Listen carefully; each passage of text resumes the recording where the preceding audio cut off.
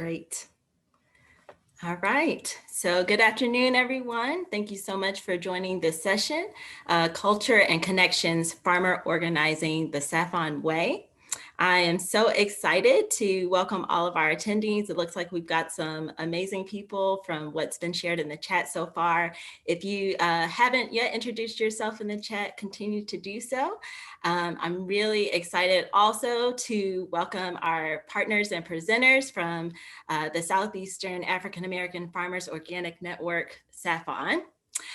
So again, I'll introduce myself. I'm Amber Sewitt. I'm the Director of Programs at Georgia Organics, and I am joining from Southwest Atlanta.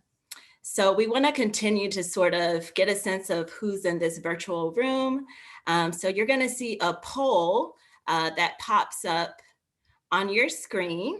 And basically, we just want to get a sense of the field that people are working in. So if you're a farmer, an aspiring farmer, community organizer, nonprofit professional, state or federal agency, or anything else, everyone, of course, is welcome. We just want to get a sense of who's in the room. So I'll give you guys just a moment to go ahead and submit the poll. So it looks like so far we have a lot of nonprofit professionals. We have some farmers in the room. It's great to see that we have some aspiring farmers. Also, it does look like we have some folks from state or federal agencies and others. If you feel jazzy, feel free, if you're an other, to share what that other is in the chat. I'm so curious myself. All right. So great. So it looks like the majority of us are nonprofit professionals. We also have a good number of community organizers, farmers, aspiring farmers. This is great. We have a really great diverse group here in this virtual space. So thank you so much for participating. So for those who are not familiar with Georgia Organics, just wanted to share, we are a member-supported nonprofit working to support organic and regenerative farmers throughout Georgia, while we also work to connect organic food grown by these Georgia farmers with Georgia families. We've had the great fortune to be able to partner on some really important work with SAAFON, including the Organic Peanut Project in Southwest Georgia in 2017. That partnership and work laid the foundation for the development of the Georgia Organic Peanut Association, or GOPA, that continues to expand and develop today, which is really exciting. SAAFON also played a really key role as we work to develop our first Black Farmer Prosperity Track at our annual conference in Athens in 2020, actually our last conference before COVID. So that was really awesome, and we couldn't have done it without their support. So as we continue to work toward greater prosperity for farmers and transform our food and agricultural system, we look forward to continuing to work together and deepen this partnership. So we're extremely so excited to be able to have this session today and to hear from Tammy, the Agroecology and Education Resource Coordinator, and Dr. Jahi Chappell. Jahi, of course, is the new Executive Director at SAAFON. So before I pass it over, I just want to once again reemphasize, if you have any questions that come up during their presentation, please do put it in the Q&A portion that's at the bottom of your screen. So with that, I'm going to pass it over to Tammy and Jahi. Thank you everyone for joining today. Thank you, Amber, and thanks, Georgia Organic. Thanks for everyone attending. So let's see, I'll try and share my screen.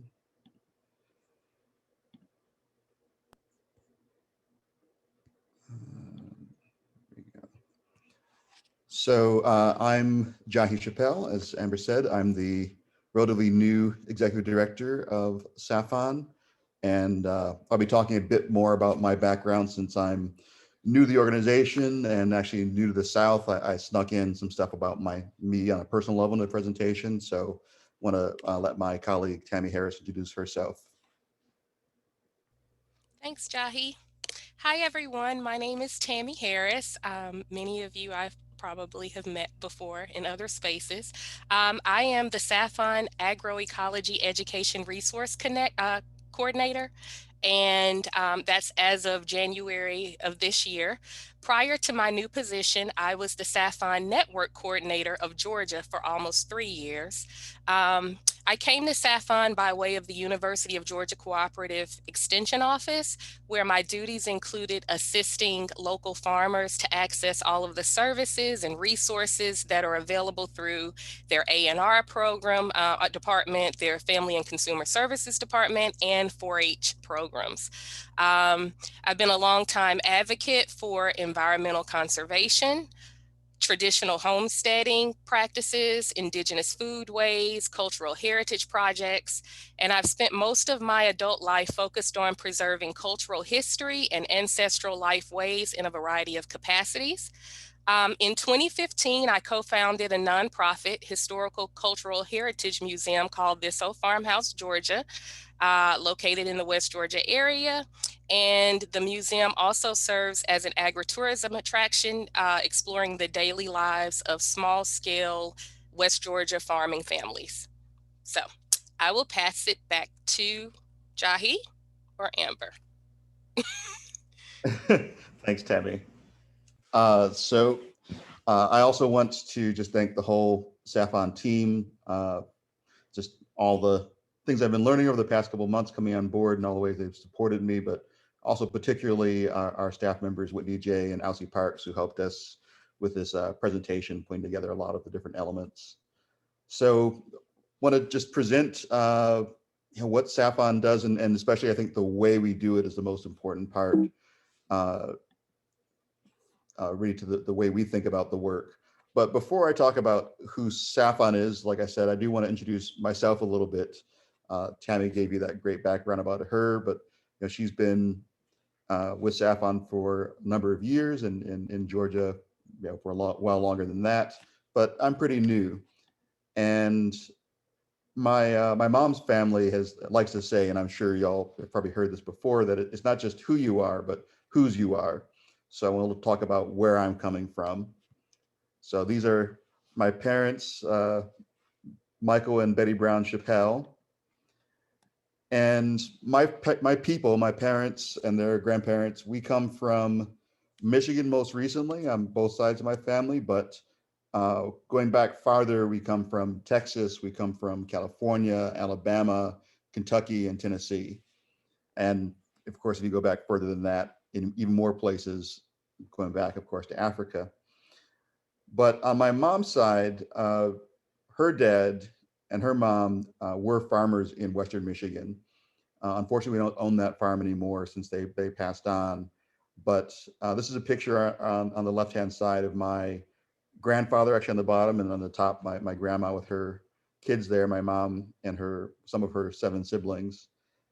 And I mention this because Benjamin Franklin Brown, after serving in the military in World War II and coming back and working in a factory, he managed to pull together enough money with his family and his many siblings, and also my grandma, Clara Lucille, had a bit of inheritance that she got from an uncle, and they're able to buy a farm. And he wanted to buy this farm because of something that now we would call food sovereignty. That's definitely not the term he used. But working in the factory and having only had an 8th grade education, he didn't want to have to depend on the factory to make sure he can provide for his family, for his 8 kids. And of course, it's not just that factories tend to mistreat workers. We know they particularly mistreat Black and brown workers. And so he didn't want to have that dependence on white industry owners. So he bought a farm, and they were able to raise, as you did, 70 years ago, they had rye, wheat, corn, oats, pigs, ducks, cattle, green beans, cucumbers, carrots, and raspberries. And blueberries were the cash crop. And of course, over the years, it got down to just having blueberries, as like so many people, that diversity was sort of forced out by the price squeeze, by the way farming has been increasingly undervalued. But when he started that farm, my grandpa didn't just start it and view that as a good path for him. He actually really pushed a friend of his, Mr. Jones, who was a chemistry teacher in Chicago with a master's in chemistry. So for a Black man, master's in chemistry 70 years ago, big thing. And he said, Mr. Jones, you got to get yourself a farm. You got to be able to make sure you can take care of yourself and your family. And when I took a job a couple of years ago at a think tank in the Midwest, and I was focusing on farmers in the United States, because I've worked a lot internationally, my mom actually got together folks in her hometown, including Mr. Jones, and they're all talking about how hard it was right now. And Mr. Jones said, he didn't really see a future in farming. And I said, well, that's part of what I'm here to do, is to really make sure farming can have a really thriving future, and listed some of the things I was concerned with. And Mr. Jones, he's one of those stoic old elders, and he sort of nodded and sort of, okay, whatever, young gun. But then after the talk, on my way out, he said, you keep doing what you're doing. So that's a big reason why I'm here at SAAFON, this family inheritance, this family charge, trying to really follow through on a lot of the food sovereignty, the Black food sovereignty that my grandpa really pioneered for his family and his community. And just in terms of whose I am, this is also, here's a picture of the rest of my family, my sister there, and my sister and brother-in-law here more recently. So I've written a couple of books. I was a researcher before I came to SAAFON. This is probably my first book, so I've been really involved in food systems for quite a long time. This is my mapping out what I thought a recipe for raised oatmeal cookies was supposed to be, based on my estimate of about how long I had to wait before they were ready. When they said it's going to be ready soon, I thought that's probably about 40 hours worth. So I've written a book more recently based on my PhD work. Hopefully my name is spelled right in this one, and maybe it has a little bit higher standards. But I did my PhD work on how food sovereignty, food access, farmer livelihoods, and the environment all interact. And I focused on a city called Belo Horizonte, Brazil. And I'm not going to go too much into detail. This is not, this is my work before SAAFON, but just to let you know who I am. And so the work I did in Belo Horizonte, Brazil, the reason I was working there is because it's a city of 2.5 million people that radically cut hunger since the 1990s.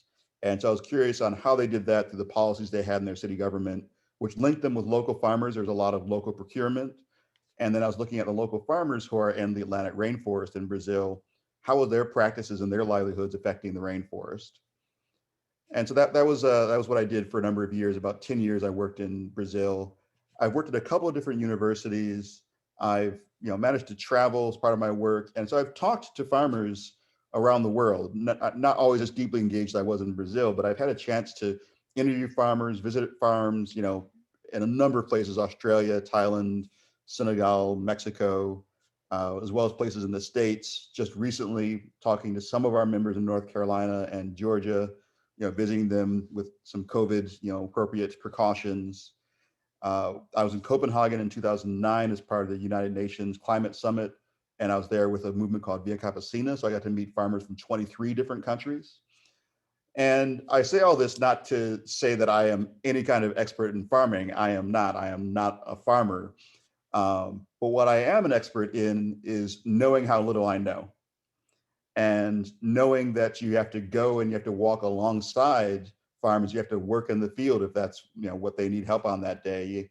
And if you're lucky, get invited to coffee or lunch or dinner and talk with them. And so that humility and listening and showing up and listening to what farmers are talking about in their context, is going to be different all over within the United States, within a state, within a community. And that, I think, is the skill I bring to SAAFON. Not that I know what to tell farmers because of these experiences, but just I know how to shut up and listen sometimes. So that's a bit about me. So let's talk about SAAFON. So I'm going to talk about some of our overall philosophy and approach, and then Tammy's going to end the presentation talking a little bit more specifically about some of our programs and our work right now. But so at the very broad view, SAAFON is a network of Black farmers on the Southeastern United States. We have members and affiliates stretching from Maryland through Louisiana and the US Virgin Islands, though our membership and our activities so far have been most active in North Carolina, Georgia, and Mississippi.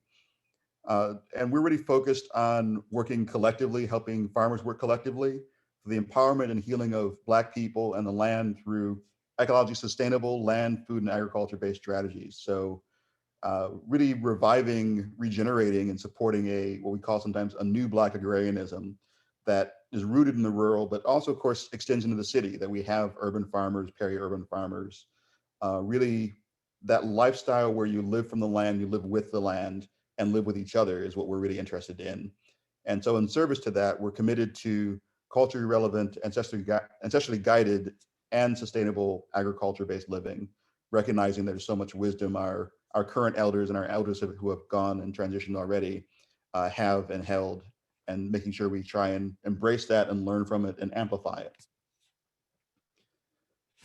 So our values, it's really an ongoing conversation, I think, as pretty much all organizations face, and trying to continuously affirm and create and discuss and figure out how we stay true to this, because within any community, there's lots of diversity.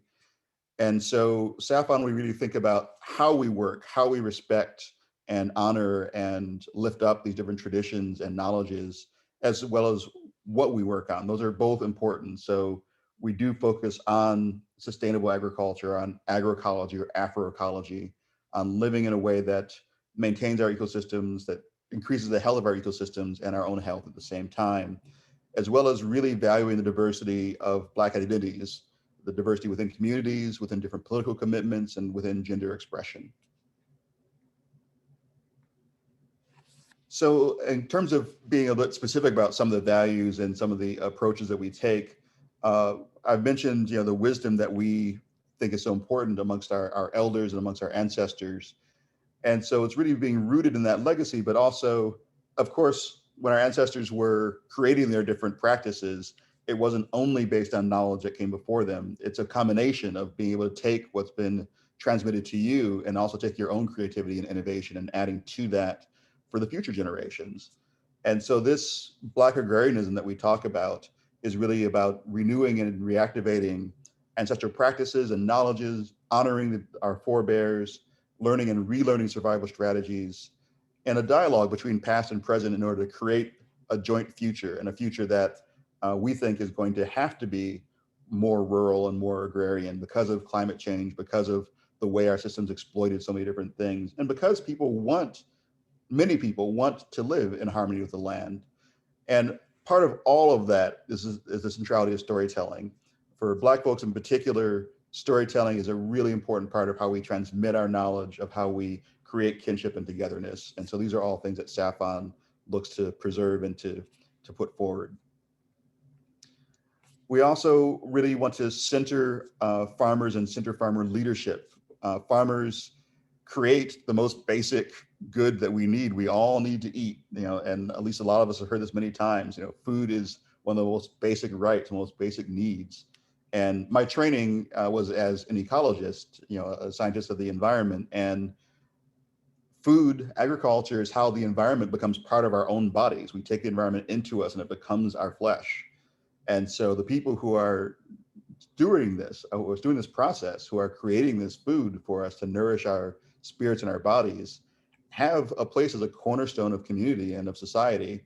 And so recognizing this deep value that we know is not recognized currently by the market, by the way we organize things, that's really important to us at SAAFON. So we really seek to support farmers to be able to step into and maintain and increase this role of stewardship and cornerstone of the community, both in terms of resources to help them with their own infrastructure, with their own needs on farm, and to support them to have the capacity, resources, time to exercise leadership in a space like SAAFON, as well as in other spaces with social movements, with consultations, with the media, all these different places where I think it's important for farmers to interact, but they need support to have that even time and space to do so.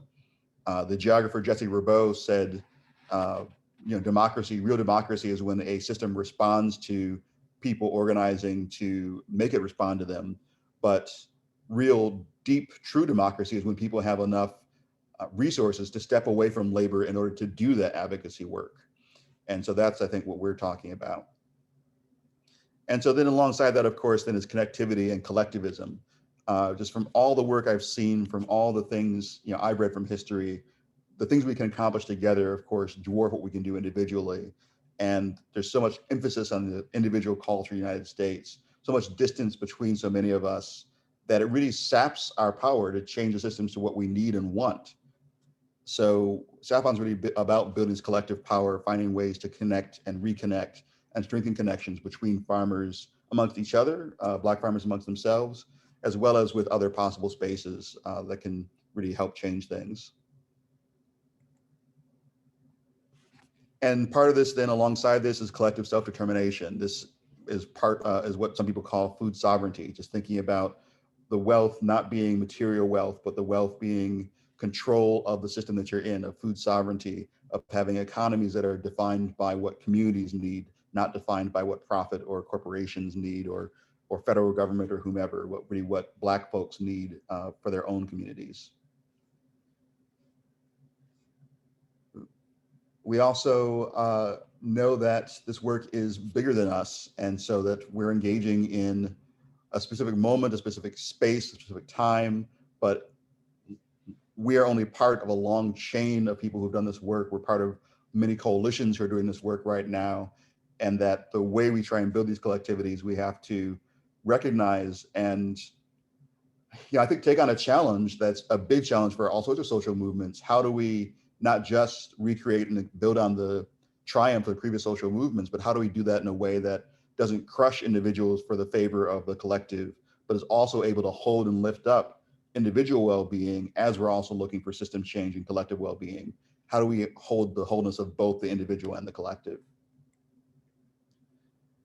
And then we are walking towards a vision. We're really working to, as I said before, in terms of our values, be in continuous conversation, and to make sure that we're checking back in, we're building on our vision and our values as an organization based on consent, based on design by the people who are part of SAAFON, by our farmers, by our farmer affiliates, and really building our capacity for change through this deep conversation and this creation of joint vision.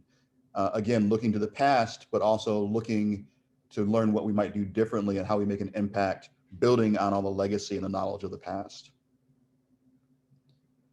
And then similar to the bigger than us, we look for wholeness. We look to be able to show up as our authentic selves. We look to recognize that farmers as people matter, and that farmers are deeply rooted in the land and the farm, but that there's many aspects to that we have a lot of people interested in art and storytelling and history who are our members. And so not just thinking about the production, but that we are whole people and we interact in ways that are not just about exchanging goods or services or money. And then uplifting voices from the margins. I've heard the language, I've used the language actually a lot about unheard voices. And one of the things that just very recently I'm like, I think actually that term itself, we should be thinking about how do we change things so there are not unlistened to voices, unheard, like, oh, someone's in another room, I didn't hear them. That's something that's out of your control. But we've had people, out here talking, yelling, screaming, agitating. So it's not unheard. It's not that they weren't heard, it's that it hasn't been listened to. And so lifting that up and including not just our elders, but youth, including making sure Black women have carried so much for so many communities, making sure that we're listening and upholding their leadership, the differently abled and queer Black farmers, making sure that all these voices are part of all these processes. So we really focus on challenging ourselves to further ground and deepen farmer leadership, because farmers are the experts who are really engaged in the knowledge and the experience, the legacy of how we're going to design this new systems of Black agrarianism. On my research side, there is a researcher named Eleanor Ostrom, who she made this point that, I have to start with the point of view that people are experts in their own lives.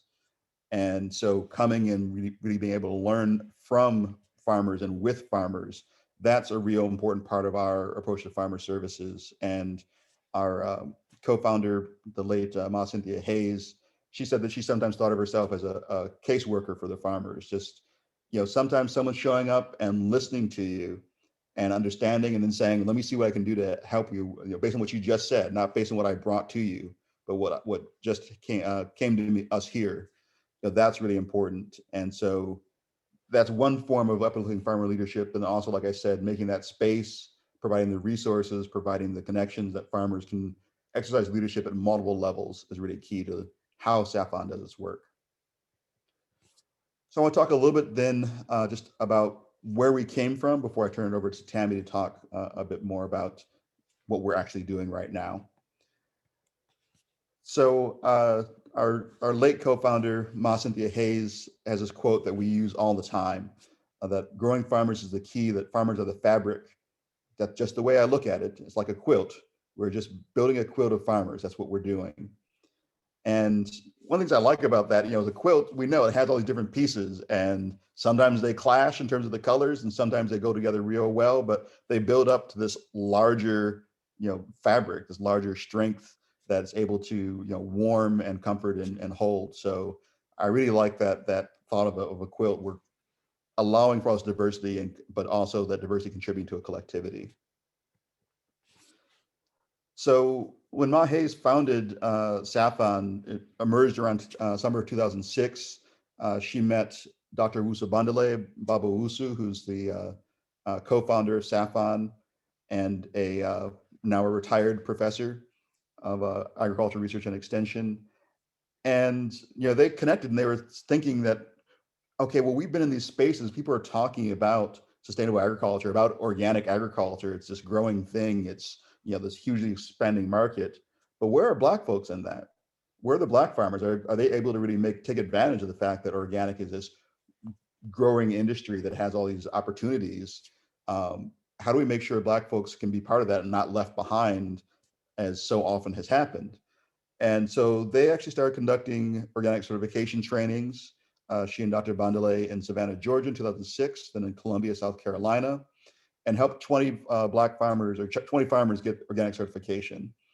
And something that she saw and she heard, and that we hear all the time, and the time I've been here and I've visited our farmers, is how important they see it to be connected, to have a space to talk to each other, to exchange solutions, but also just to know that you're together, that casework, that not feeling alone, and having community, which is such a key part of all human ancestry, but particularly the Black experience. Community has been a huge source of strength. It's not about that individual. So how do we enable farmers to have that strength of collectivity? So under Ma Hayes, we really focused on continuing that work to try and get access to resources, to think about how Black farmers can take advantage of the opportunities in organic agriculture, getting into spaces like SOG, being part of the sustainable ag conversation, being the first organization to support Black farmers specifically interested in sustainable agriculture. And so the people who were members of SAAFON in these early days were a legacy of Ma Cynthia's connections in her household. She and Mr. Hayes were driving up and down, visiting farmers all throughout the South. They were going to the Caribbean, which they really loved there. Spent a lot of time traveling the Caribbean and engaging these diaspora connections as well. And starting to put together then different organizing committees and boards and people to help advise and institutionalize and build out SAAFON. And one of the really important turns that happened while Cynthia was alive, I've been involved with SAAFON since around 2014, 2015. I had read about Ma Cynthia because she had won the James Beard Award. People talked about SAAFON, about what this organization for Black people interested in sustainable farming. And I was at a think tank called IATP, and I called her to invite her to a conference. And she said, I'm not coming to your conference. No offense, yours is a white organization in the Midwest.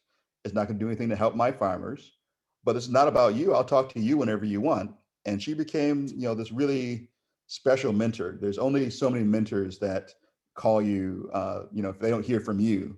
And Ma Hayes was busy, but if she didn't hear from me for a little while, she would call me. And I only have one or two other mentors like that.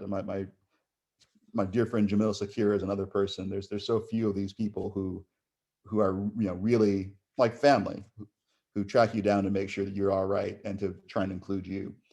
So Cynthia brought me into a planning session in 2016 for SAAFON, trying to think about this next stage and how to build its next bit of life.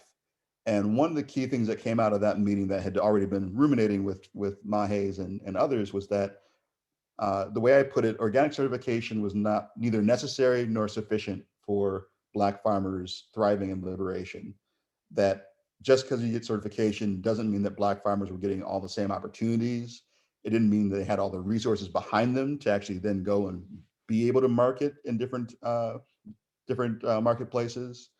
It didn't mean that they had the same infrastructure, resources, any of that, land security. So identifying that organic was not enough was part of it. And then also that we have a lot of farmers who are using different methods that are sustainable, that are agroecological, who may not be interested in certification. Maybe they don't want to pay the cost. Maybe they're only concerned about, they're growing for their community and their community has that trust. And so it's not about the certification, or for a number of reasons. So really moving towards organic certification being a tool and one that could be useful for some of our farmers, but just being one tool in terms of Black agrarianism and agroecology. And that's really where we started pivoting around 2016. Tragically, Mahes transitioned that year. And so Tamara Jones came on as ED after that. And a lot of the people who are current staff started at various points after that, and really trying to build out SAAFON into this next incarnation. Building on, of course, all these lanes that Mahes had set down. So currently, in terms of SAAFON farmer members, we have about 75 farmer members and legacy members, as well as affiliates. As I said, they extend from Maryland to Louisiana and the US Virgin Islands. There's a variety of farm sizes of farmers in SAAFON, but the median is around 7.5 acres in production. We have a whole variety of things that our members grow, from summer vegetables to rabbits, hay, and flowers. And as I said, a lot of our members are not necessarily just about trying to scale up and market and get into Whole Foods or whatnot. That it's really about a livelihood, a lifestyle with the land, with each other, and about valuing that way of being beyond just the commercial element. So some people are more on a homesteading tip. Some people do grow more commercially. Some are focused on education and training. And of course, value addition is a perennial topic for trying to get back some of that money that we know just immediately leaves with the produce and the products, that farmers get such a small portion of the overall dollar. So trying to get other points in that value chain in terms of creating fabrics and textiles of value addition to food, as well as curating culture experiences and connections, being a place where Black people can come and learn more about being a Black farmer today and learn about what our ancestors did before and how they survived and in some cases thrived despite all the forces against them. We honor the people who have been expropriated, who had their land taken away or lost it through different maneuvers, but also want to learn from those who, through both some amount of luck, but also savviness and knowledge and wisdom and support from their community, how they stayed on the land and what can we learn from that, and how can we share that then with other Black folk in the South and throughout the United States. So all this adds up to what we sometimes call the SAAFON way. So really working in deep relationship with our farmers and working from a set of principles that tie in with all of the things I presented. I think nothing here should be a surprise at this point, but one of the things that really attracted me to SAAFON and that I think hopefully attracted them to me was just, as I said, that approach of listening. That's what I brought to my work with farmers around the world, and that's what SAAFON brings. Tammy, Jason Lindsay, who was our farm coordinator in North Carolina, Alcy Parks, who's a farm coordinator in Mississippi and is now our director of field organizing for the region, Whitney J, who at points has been that coordinator. All of them, what I've learned from all of them and all the other staff members is SAAFON's listening culture as well. And it really speaks to me as a former researcher and someone who really tried to bring that to the way I worked. And so that's really jibes with me, and I think is an important part of how we can be effective co-conspirators. And another element that's very similar to just what I tried to practice was showing up with boots on the ground, being physically present. COVID makes that a lot harder. I've been really frustrated. We've all been frustrated from COVID, but I was really excited to go out and actually meet our farmers and, try and get in those kitchens if you get that invitation, get some of that Southern food. But, just with things as they are, I've managed to meet some of our farmers, but not nearly as many as I would like. But that's the goal. That's the methodology that we talk about. And a funny thing for me was when I first came, and I was talking to Tammy as well as Whitney J. and Alcy Parks, who are staff based in Georgia, about wanting to visit our Georgia farmers. And we were sketching out some agenda, and they said, "So are you going to work?" I said, "Well, yeah, I'm happy to. If people want us to say, well, no, our farmers want you to work." I said, "Well, so the thing is that's sort of funny about traveling so many different places is some places farmers are like, you don't know what you're doing, you're going to get in the way. So I don't want you to come work. I want you to come and sit down and you tell me about what you're doing because I know what I'm doing and you don't." So I'm like, if they want me to help, I will put my hands in. But some people, they don't want to slow down for you. They want to make sure they can do what they're doing. But so I really appreciate that and Tammy and Alcy and Whitney J leading me through that with our farmers. So just tied to that, hands-on help out. It's not just about the thought work. It's not just about the, advocating for this or applying for that. Those are part of it, but it's also just, hands-on when you need to get hands-on. And then just basic, good practice, making sure that we can follow up, follow through. And that's one of the things I think that we're doing right now. One of the challenges that faced Ma Cynthia was that for a lot of SAAFON's history, it was her, it was Babu Owusu, it was Mr. Hayes, and they're friends and allies, but in terms of SAAFON structure, it was them. And so to be able to be responsive, you need to have a built out system. And so Tamara Jones, the previous ED, built some of the infrastructure. And we're trying to move SAAFON to this next phase where we have not just the resources, not just the relationships, but also sort of the processes, the points of entry where we know what we're offering, we can know we're showing up, and we've got all the different other little sort of boring bits there to back that up. And so alongside that is just cultivating kinship and intimacy through trust building. That's really the way we work. It's not about just we show up and provide you with service X. It's about building relationship with our team and building relationship with each other in terms of farmers between each other and working as equal partners. I think that flows from everything I've said so far. So I think that's sort of self-explanatory, really looking to have horizontal relationships and input from everyone. Being driven by our questions and our genuine curiosity. As I said, one of the things I know is I don't know very much, so I'm always eager to go listen and learn more. And that mutual accountability, being able to show up for each other. And again, I maybe I'm repeating myself too much, but to be accountable, you also need those systems and those resources. To really be able to show up, you have to be able to have the time to step away from something in order to show up in a different space or respond to a new opportunity, like some of the things that Tammy will talk about in terms of agroecology training. You have to have the support to be able to come to other spaces and be accountable to those spaces. And I said before, bringing our whole selves, seeing our farmers as their diverse and whole self. And this is important. I think I've also said this before, but we want our farmers to thrive. We want them to have viable livelihoods, but that's not just about profits or production levels. There's many parts to a viable and thriving livelihood: the personal, the cultural, the collective and cultural elements. Most of our farmers really want farming and view farming as something that generates so much more than just the material things that are generated. So how do we keep that in mind and keep the knowledge and those cultural traditions alive? And just it can't be said enough, just the little time I've been here, the thing that our farmers light up about is I said, we should be getting together more often. Why aren't we doing this more often? Why aren't you doing this more often? Just getting to see each other and work on each other's farm and talk to each other, maybe drum together or play basketball together. Those are things that people are really holding up as incredibly valuable. And that to me leads to that then stronger voice when we do get to hard conversations. A little easier to have a hard conversation and go, we can't do both these things. If you're playing basketball and eating ribs the other day, that can be a good basis for then doing the hard stuff.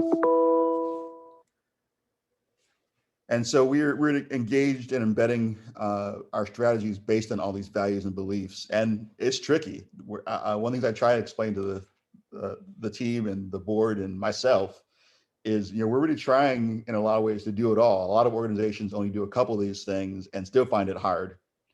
So trying to do this with integrity, trying to do this holistically, uh, there's not a whole lot of models for trying to juggle all these things at once and not sacrificing, for example, the individual for the collective. So trying to do all this at once and live these values and really emphasize, particularly that the way storytelling can be a great way to transmit this knowledge and connect, as is just really important to us. So overall, the SAAFON way, in short, would be crafting kinship by building connectivity, investing in our farmer members, having exchanges, and creating really intentional collective spaces where people are able to learn, whether that's politically or practices, learn about what kind of weeds they got, learn about what kind of edible plants they got.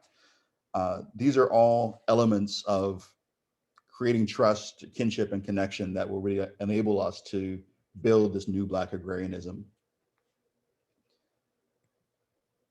So in terms of some of the practices, we've had a variety of different offerings over the years, but I'm just going to give 2 slides highlighting some of the things we've done and then turn over to Tammy. Right, Tammy? So I want to make sure I wasn't stealing anything away from you. You're Uh, fine. so just in terms of how this actually manifests, some of the specifics for all these, these values and these things that I've been talking about. Some of the things we've been doing recently have been farmer brigades that so far we've done them in North Carolina, and it echoes some work we did before even this past year. But Jason Lindsay has been helping pull our farmers together in North Carolina just to help out on each other's farms. And right now it's been limited to, I think, 5 to 8 farmers to make sure, we're obeying COVID best recommendations and people are staying outside and have the sanitizer and everything. But just going and helping each other build, a deer fence. We did some clearing of trees for another farmer. Just some things where they said, well, we need a couple extra hands and we can really knock this out. And so just being able to then get that practical benefit from getting together. Because while we're there, of course, you also talk, you also maybe play a little bit of ball. Everyone on my team and all my farmers are much better basketball players than me. They didn't make fun of me, which felt really good. No one made fun of me so far. Tammy came down and helped do some cultural practice around agroecology and thinking about the cultural connection of agroecology when we did our first brigade in North Carolina. And we're looking to start up some in Georgia this year, as well as in North Carolina, continuing some of those. Also thinking about cluster development. So this has been part of our strategy for a while of how do we build then ongoing relationships amongst farmers who are geographically co-located in one element, so they can depend on each other. And maybe SAAFON helps provide some lunch or helps provide a little bit of support for travel, but really helping farmers have these self-activating clusters. And beyond the geography, something else that some of our members have mentioned to us is trying to think about affinities. So people who are working on textile and fabric. So is there space for our Black shepherdesses? There's space for us to connect people who have different focuses, maybe across geography, across that network. So thinking about the ways to both geographically and affinity-wise connect people in clusters is an ongoing bit of work of SAAFON. And then farmer-to-farmer exchanges, there's a variety of ways those can play out, but one we did have last year was in Mississippi. We had a group of farmers get together and, again, engage in this conversation of what they needed, but also just getting to know who each other are, getting to know each other about agroecology, about, I think, a little bit about the international agroecology movement, and putting these different things together. And that's one of the places where my team told me, the farmers said, well, why ain't you all done this before? So, people really value that kind of space. And we're really looking forward to being able to do that at different scales again. And we've done in the past exchanges or had people also travel to other countries to see their spaces. So all this are some of the ways that we manifest this work. And I've talked about being able to support farmer leadership and farmers going beyond to other spaces. So we've also just been able to support farmers to attend conferences, support farmer members and board members to go to international exchanges, like a conference in Cuba, or two conferences in Cuba in 2017, 2019. We had an affiliate go to India for an agroecology gathering in 2020. We've been at BUGS, the Black Farmers and Urban Gardeners Conference, a number of years. So a number of different spaces where we've shown up, but it's not just us, not just the SAAFON staff, the nonprofit staff showing up, but also helping farmers show up to directly have that exchange, to directly learn from each other and directly voice their leadership. And right now, Tammy has been doing some work with different spaces where Via Campesina, the international farmers movement, has been working. And to me, that's one of the models I look to from my work. I've worked with them. And wherever you go, when they're there, their farmers are there. Their nonprofit people are there in the back too, but the office people are there in the back, and the farmers are the one who are out front, advocating, talking to the press, talking to the governments or whomever. So really looking at how we build that kind of model for SAAFON for the Southeast is a really important part of how we approach this work. So that's a lot of the big picture stuff and a little bit of the specific work. And so I'm gonna hand it over to Tammy now to present some of the more other specific initiatives we've got going on and work on the ground. Thank you, Jahi. And you are handling the slideshow. So yeah, okay. So I'll just do this or let you know. Okay. Welcome everybody again. And basically what we're gonna get into is SAAFON's work on the ground. We're gonna talk a little more about it. Jahi has actually kind of introduced us to some of the things that we've already been doing. So let's see the next page. You ready? The next slide. So just starting with some of our programs. As far as programs, projects, and initiatives are concerned, we are currently in the development phase of organizational programming. And since 2016, the organization has been assessing the needs of farmers, and we are really starting to articulate responses to some of those needs. For example, SAAFON's Grow Series Zoom meetings and Exploring Agroecology workshops were created specifically to amplify the desire for farmers to network and learn from one another. Next slide.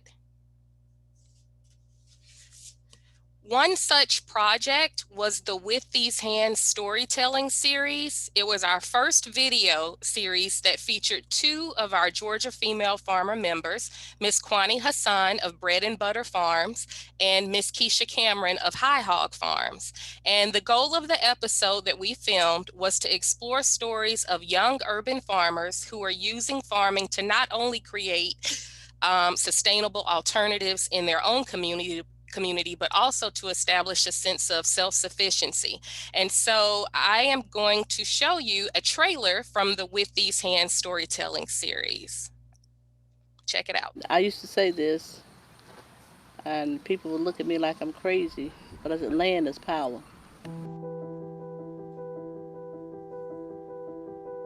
We've come so detached from a part of us, like a part of us as Black people. We've always been growers. We've always been, and I'm not ashamed of that. So why not hone in on a skill that has been generational for us?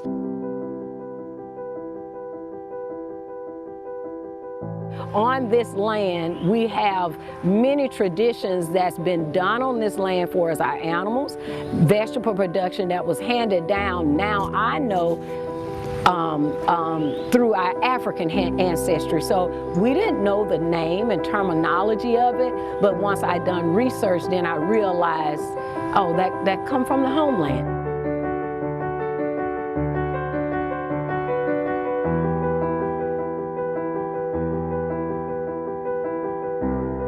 We don't use any chemicals, we don't use any pesticides or anything like that.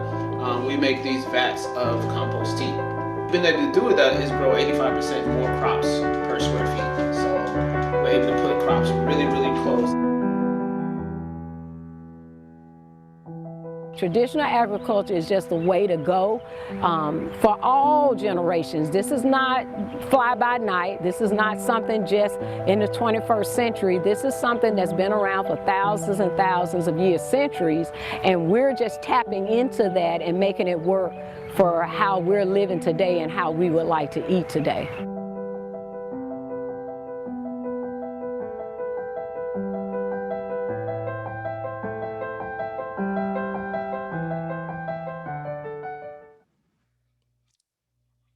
So thank you, Jahi. That was a really cool project that we've been working on. Another SAAFON project that we've been exploring is on the topic of agroecology, and it's our work with People's Agroecology Process. We are active members of People's Agroecology Process, also known as PAEP, and the organization emerged in 2015 as a grassroots-led initiative to scale out agroecology in the United States, Canada, and Puerto Rico. Farmers from across North America have been working together to envision a new food system based on food sovereignty and political justice. This collective is inspired by worldwide grassroots peasant movement, specifically La Via Campesina, which supports the use of agroecology to achieve food sovereignty. People's Agroecology Process believes that agroecology has the power to mobilize and inspire millions to take back the land, the seeds, and food appropriated and controlled by transnational corporations. SAAFON has begun to use an educational framework to familiarize our membership with the People's Agroecology Process methodology. And after taking part in a number of the learning exchanges, both nationally and internationally, of course, the agroecological practices look different depending on one's location and culture. And these practices are guided by principles that respect and promote local biodiversity to ensure the health and sustainability of the soil, water, and energy. SAAFON is currently a collaborator in the designing, implementation, and documentation of an advanced course on agroecology in partnership with Why Hunger and the University of Vermont in an effort to scale out agroecological methodology and farming practices. The course is online, and it requires a 2-month commitment to attending full class meetings and base group smaller meetings. We have 2 SAAFON farmers and 1 SAAFON staff member participating in the course. And the overarching goal of the course is to deepen the study of agroecology as a science, a movement, a practice, to provide tools that will enhance the capacity of other collectives to go back and scale out agroecology in North America and the Caribbean region.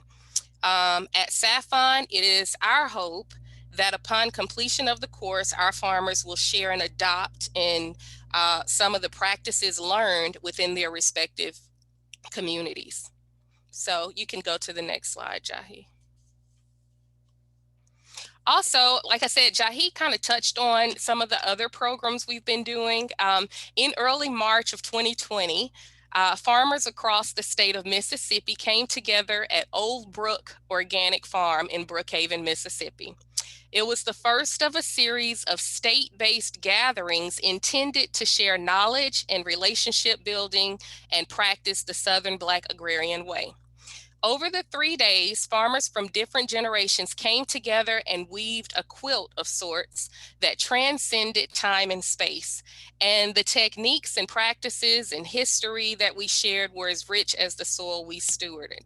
The goals of the farmer to farmer exchange was to commune in fellowship, relationship building and networking, sharing Black agrarian technical and cultural practices, establishing connection to our work on a larger global movement scale, clarify who and what SAAFON is, and share and get feedback on SAAFON's current projects and initiatives.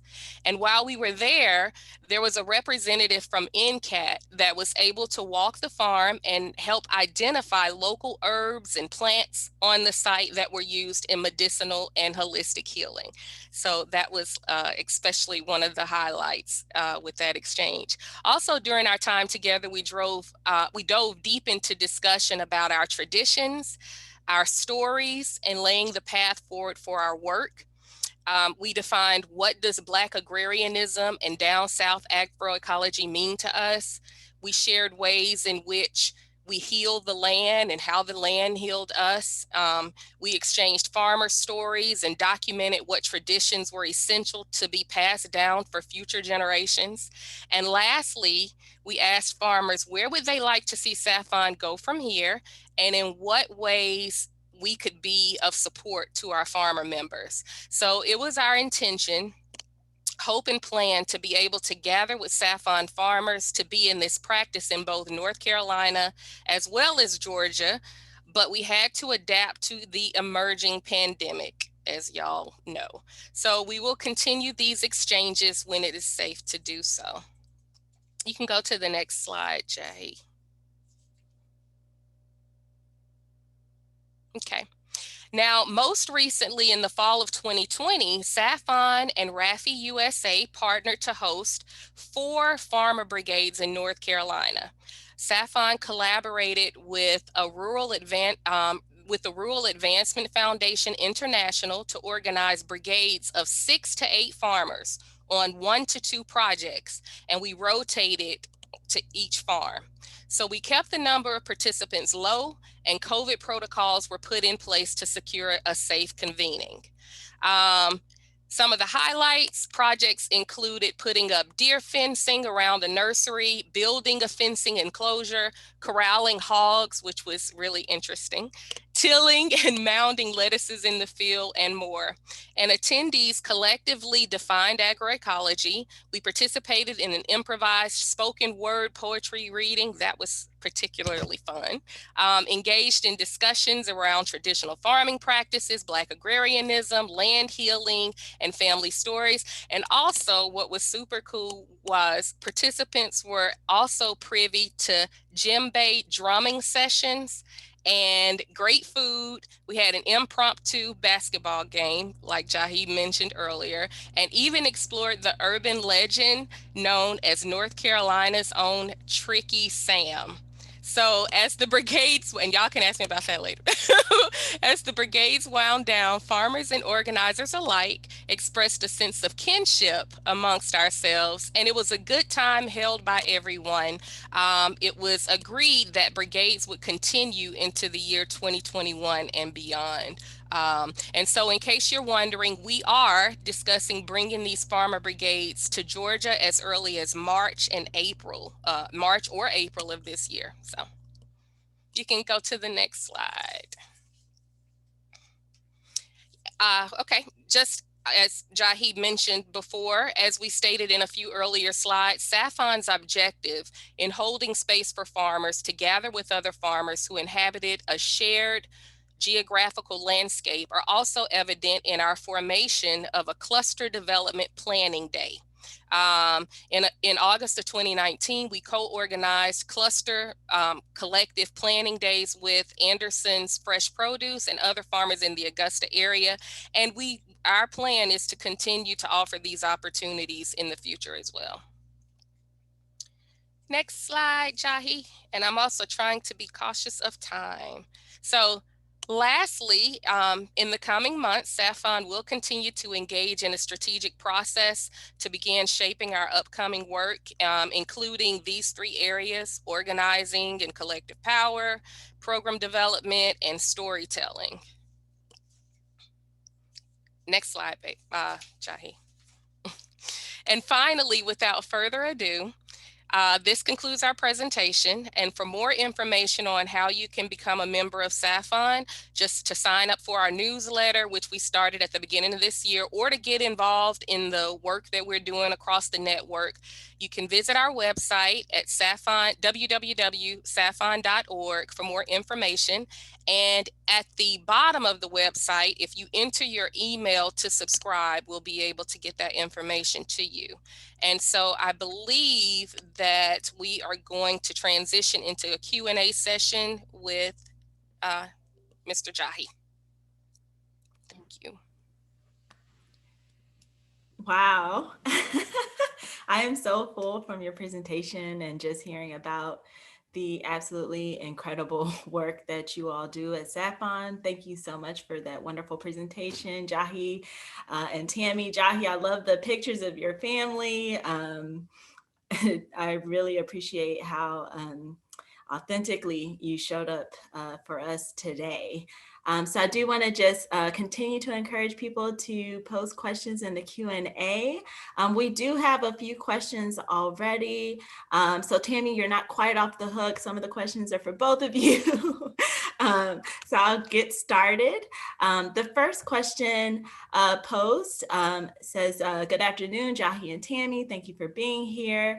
I'd like to hear y'all's wisdom and experience on a challenge I encounter daily. The needs of farmers outweigh the time and capacity of farmer support staff.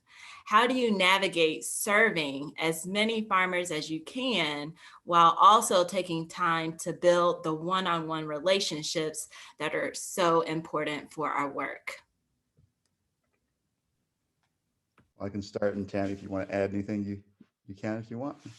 I mean, I think I think that this is something that we are still in the process of grappling with. We haven't solved, this sort of long-standing challenge, but that's also one of the reasons that I think the team and the team recommended, and I've definitely been on board with being very deliberate in terms of our thoughts about expansion right now.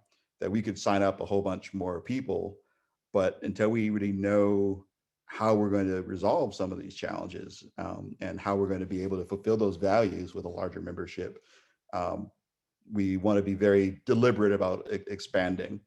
And so I'd say that's something that we're very much in active strategizing and thinking around, because right now we do have the capacity to really, I think, build and maintain one-on-one relationships, and figuring out how to deepen those is even now a challenge. And I think just around the world, we know the needs really outweigh the capacity. But one thing that I think is really valuable and has been really encouraging is our previous ED, Tamara Jones, built relationships with a large number of funders who are increasingly, interested in and following the leadership from organizations themselves. And so, we've really been pretty proactive about getting support that allows us to do what we think is best or what our farmers think is best to support them. And so that freedom has been really important. And just with all the things that have happened recently with Black Lives Matter, with George Floyd's murder, people are thinking more and more about the fact that we haven't supported Black folks enough. So, I think just something that my mom reminded me of, that it's also just that what we're trying to work on is the result of several hundred years of disinvestment and disenfranchisement and abuse. So we're not going to figure out in the next 12 months or 5 years. So, so I don't know if that's if I've got a great answer other than we are really holding that relationship part close, and everything we do has to be done with integrity, spreading out from there. That can't be sacrificed. But how to be responsive enough to the need is something that's going to be an ongoing challenge. Tammy, did you have anything to add? Well, yeah, just to piggyback on what Jahi said, initially under the leadership of our former ED, we were working primarily individually with farmers, and we realized, in these last couple years that the support for individual farmers isn't as sustainable for the staff as it needs to be, as well as the farmers themselves. So we noticed that so many farmers have so many different needs that we realized that the collective engagement approach is a much better use of our limited staff. So there is a balance there, but we definitely were, prior to, doing more of the one-on-one, and now we're moving more under the direction of Jahi into the collective engagement part. Well, shoot, why not let you go first? So that's okay. I think that's a really key part that I didn't really emphasize, that the team has really emphasized to me, is thinking about not just how do we serve farmers collectively, but talking about the clusters, talking about the farmer exchange. How do we build capacity for farmers to be there for each other? And so that's another thing that we're really dedicated to trying to respond to the scale of the problem, because it can't just be us, and we don't know all the things we need to know. So enabling farmers to be there is another way that we're really trying to lean into solving that challenge. Great. Thank you so much for that answer. We have a great question in the chat. How does SAAFON interface with other organizations representing Black farmers? For example, the Federation of Southern Cooperatives.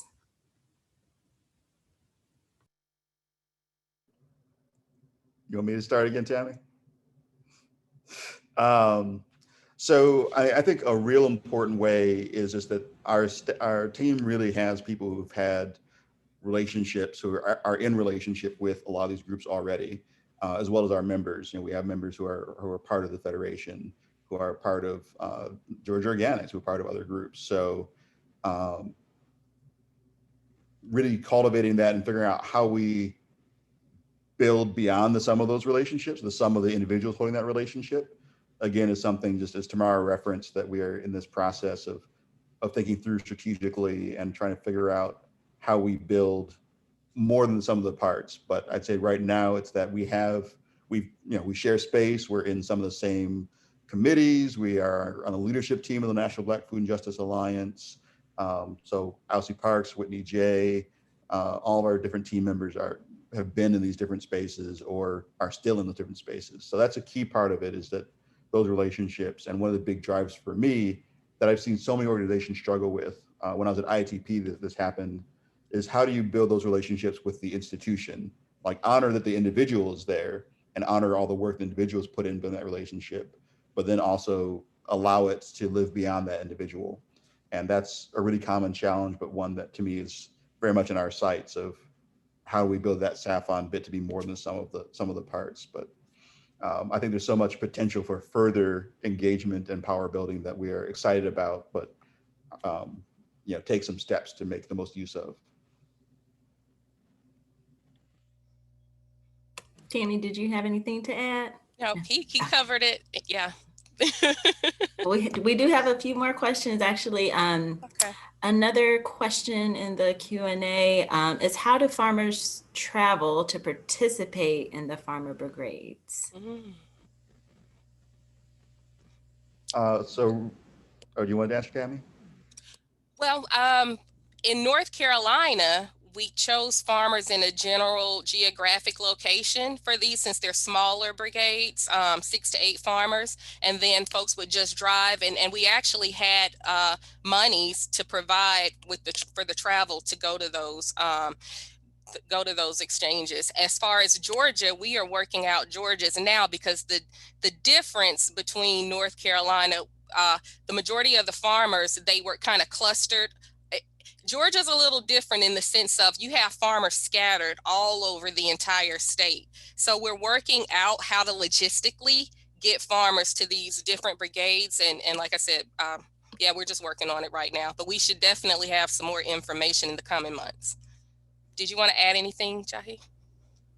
Yeah, I mean, I think what Tammy said is, so we have had some money to support that travel. So that's been, I think, a key part of it. And then also looking at the geographic co-location. So I think even as we build out perhaps these other clusters that are, across states, that those we'd expect, travel would be maybe a little bit less frequent, and some meetings that we would help convene.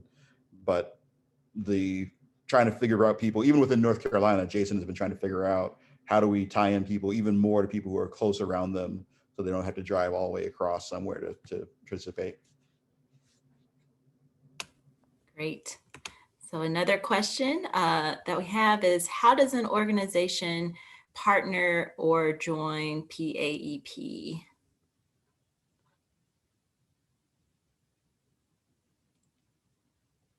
Well, you can reach out to Why Hunger.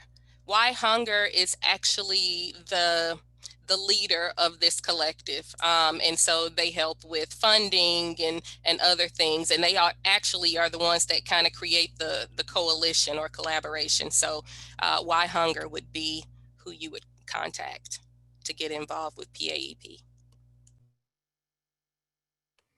Great. Now, Jahi, this is for you specifically. The question is, with all your travels and research, how are Southern Black-run farms similar to other farms from around the world?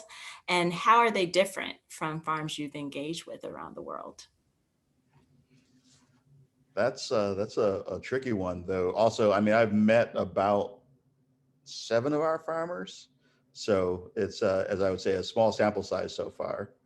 Um, but very much around the world, even though the scale of the problem and the exact details vary, like farming is one of the only industries where we just expect the people who produce the goods that you're not going to pay what it even costs to produce, because of the way that farming has evolved, and also just what's classically called the farm problem, that when prices go down, farmers tend to produce more, which sends prices farther down.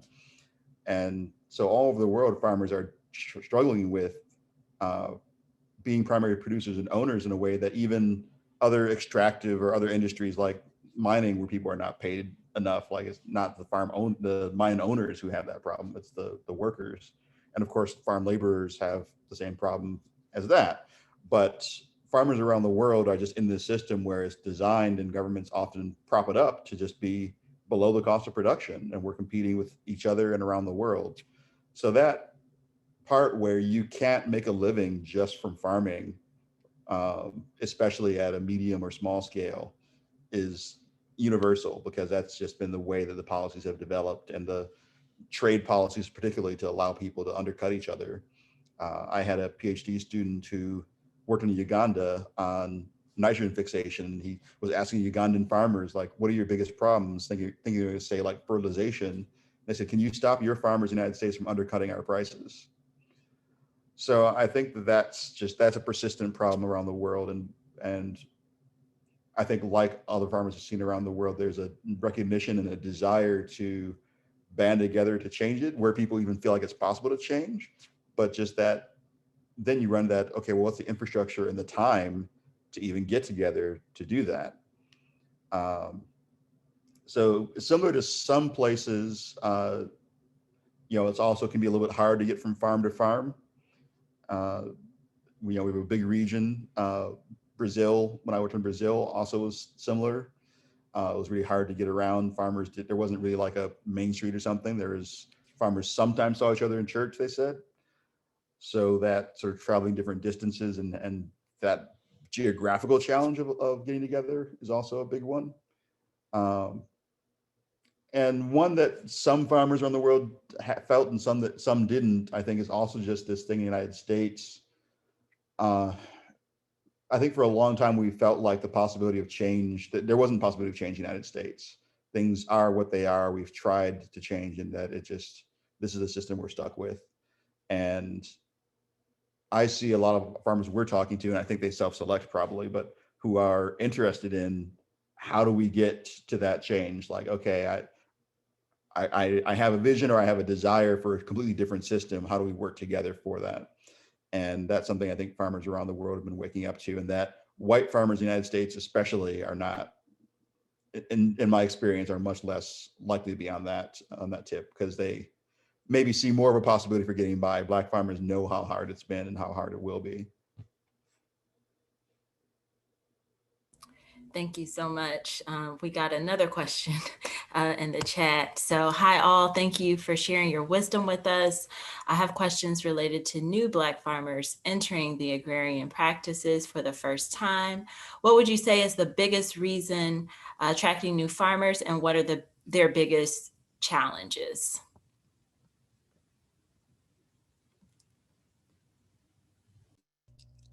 I can touch on that just a little bit off the top of my head. The biggest reasons for getting into farming, I would say, especially since COVID hit, and people are realizing now that they can't rely on our food system the way it's set up now. People are more interested in eating healthier, eating organically. Young people, millennials in particular, very interested in healthy eating, and we've seen an increase in youth being interested in getting into farming. But yeah, I think when you're seeing grocery stores, with no food on the shelves and, food banks and all this other kind of stuff that was going on, especially last year, that really generated more interest in farming and growing your own food. Also, just the idea of living self-sufficiently, that's very attractive to young people right now. And as far as the challenges definitely are capital. They're related to land, being able to purchase land at a decent price, being able to purchase desirable land at a decent price. And even for those that are able to purchase land, the idea of having infrastructure, like needing equipment, tractors. And I mean, a lot of folks are just using their regular hand tools to do stuff because they don't have equipment to really maximize their farm. So I think those are the two things. Do you have anything, Jahi, to add? Well, I mean, definitely the land access and land retention are also, as many people recognize, huge challenges, and the right way to get the next generation on the land, given a lot of different hurdles, logistical, financial, that's definitely also a real big challenge. But I think people are definitely, more and more people want to live, in some kind of communion with the land. I think we've seen so much going the opposite direction, and the fact that it doesn't have to be exclusive. You can be modern and be a farmer. Or my training in ecology, like, to me, one of the most exciting things is that there's so much new ecological knowledge, or not new knowledge, new ecological research showing how much knowledge has already been, we've inherited, and just learning more about it and learning, how to build on it, I think is a really cool, exciting, scientific way to go. I think a lot of people are excited about those kinds of potentialities, as well as other kinds of agrarian and rural lifestyles. Questions are flooding in. This is going to be our last question. I do apologize if we did not get to everyone. The question is, how do we change the narrative that you can't make money in farming so we can encourage more new beginning farmers to consider becoming land stewards? The big question. I've strong thoughts. I don't know, Tammy, if you had something you wanted to add, but so coming from the research this is, as I was saying, this is just, I think, a big challenge, in that the tendency in farming for a long time has been for prices to go down, often below the cost of production. And at least for my research, it's not just about the narrative, it's the reality. I mean, around the world, more and more farmers are taking off-farm jobs. And there's an interesting thing here where, I mean, that's actually not new. Farming often has had people supplementing income with off-farm jobs, but I think the extent to which you absolutely have to is relatively new. And the numbers for the past 10 years, the median income from farming in the United States has been negative. I think last year was the first time it was positive in a while, and a good bit of that was aid money from the COVID relief. So if the median farming is income from farming is negative, then you got to do something. Or one of my perspectives that I've said to the team and some of our farmers is, Black farmers are definitely subject to a whole unique level of challenges, but just getting to where the average white farmer is means that we would go from having lost 95% of farmers to only having lost 80% of farmers. So I think that it's really key. That's why we look at transformation at SAAFON. That's why we're talking about a new Black agrarianism, because just getting to a normal system means still losing thousands, millions of farmers. And so one thing that I've been involved in, sort of from my previous hat as a researcher, that I've tried to pull in a little bit to SAAFON, is this project called Disparity to Parity. And there's a website, disparitytoparity.org, where there's been some writing, including by Cornelius Blanding from the Federation of Southern Cooperatives, around parity pricing and supply management as some policy solutions that can be implemented in different ways and with communities that try and make sure prices cover what it costs to produce. And I really think that's one of the key things that will be necessary for the future is that parity pricing or something like it. And that's part of having a thriving alternative narrative, is making that reality happen.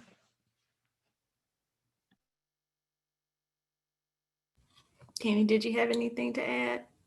Just really quick, I also think that it's not just about the economics of farming. I think that there is a desire to get back into farming because it's more of a spiritual or ancestral desire. And I also think self-sufficiency. People want to be self-sufficient. And so I think those play a major part in getting beginning farmers into farming, young people getting into farming, that's it. Absolutely. Wow,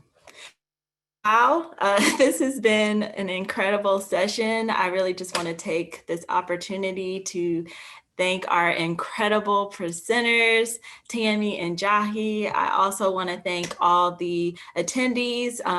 Really appreciate your engagement and the excellent questions that you all asked, so we could get some more great feedback from Jahi and Tammy. So as I shared earlier, Georgia Organics is a member-supported nonprofit. We do offer farmer, individual, and business level memberships. If you're interested, you will find the link in the chat to learn more about opportunities to join. We also have a really short 3-question survey. The feedback is super helpful. So the link for that survey will also be in the chat. And so if you can take the time to fill that out, we will really appreciate it. Lastly, I want to really encourage everyone to check out more of our upcoming webinars and learning opportunities, especially in this winter webinar series for farmers. And the link to explore those events is also going to be in the chat below. Next Wednesday in particular, we are going to have Working Together, Cooperative Agriculture, and the Power of the Collective. So really excited about that session as well. So with that, once again, want to thank everyone for taking the time to join us today. Thank you, Tammy and Jahi. Please have a lovely rest of your Wednesday evening. Thank you so much, everyone.